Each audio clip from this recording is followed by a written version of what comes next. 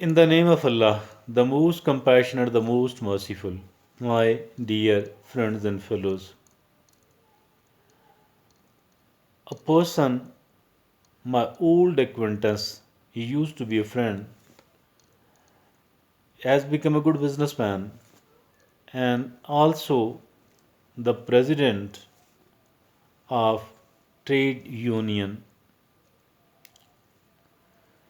Now, although he has earned a very good amount of money out of his business and also has succeeded in becoming the president of the trade union for the past many years, and probably he will remain so for life at the at a small district level. Although he is a good businessman and although he is the president, but still nobody can be perfect, and this person too. I have seen a very interesting situation there. At his office, a person does visit him regularly and is somehow contributing maybe for a business because the money of this person is at the disposal, up to an extent, at the disposal of the person who is a good businessman as a president. Now, I have seen that good businessman have a weakness like everyone else, although everyone else have different weaknesses. As for this person is concerned, I've seen him that he says he tries to become an intellectual, an analyst, a scholar, and a very wise or intelligent person, and is seen presenting his opinion upon different issues. Upon different issues, he was not able to speak in front of the people not so long ago, but after a great hard work and practice, now he is able to do that up to some extent.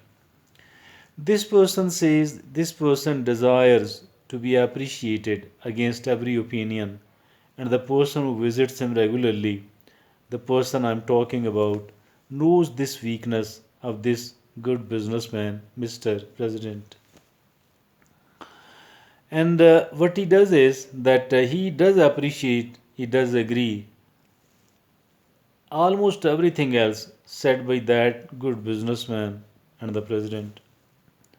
Although both of these are ideologically quite, you know, they're poles apart. Poles apart. Why? Because Mr. President and good businessman is an atheist, while this person is an Islamist. So for that reason, they are really, really poles apart, the very enemy of each other. But still, here, both of these people need each other. So for that reason, they have agreed to continue, dear friends. The good businessman is very happy with this person, although he dislikes him because of his ideology, Islamic ideology. And this good businessman, Mr. President, and the atheist appreciates him a lot. I mean, acknowledges his, you know, his role because the Islamist does agrees with this person and appreciates almost everything except the religious items. Now, let's put a full stop to this story and let's say something else. What can we listen? What can we learn out of this sort of situation? As an observer, what will you say as an observer? And if at all you look upon a situation like this one happening so frequently in an office, I am of the view that if someone else agrees with what you are saying, then it's okay.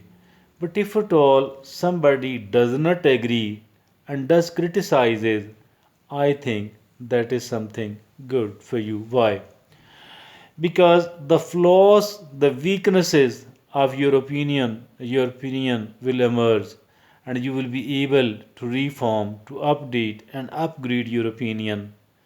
That's an opportunity. If someone else does not agree with what you are saying and prefers to criticize, it actually means the criticism does something really important for you, very useful for you, because it creates an opportunity that you could upgrade and update your opinion about certain thing, about something else.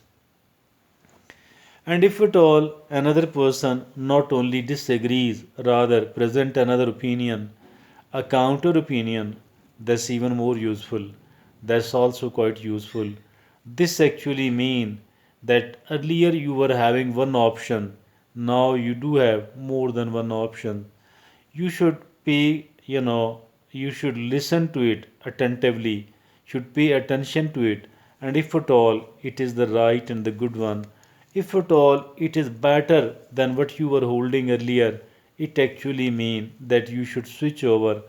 You should abandon whatever you were having and you should adopt, we should adopt whatever is the new and the better one. Or at least there's still another option, and that other option is that we can get the good points out of both of these if it is feasible, practicable, doable in that given situation and scenario.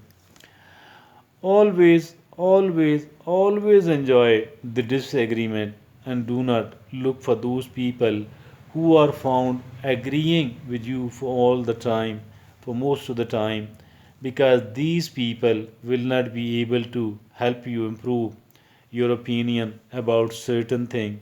So the person who is disagreeing, I think it is a blessing and not something bad at all. It is a boon and not a bane. And if at all someone else not only disagrees, rather present another opinion, it is again a boon and not a bane. I think that we should learn to take advantage of all of these situations, because if at all we don't do that, we will not be able to keep moving forward and in certain important lines. I think so.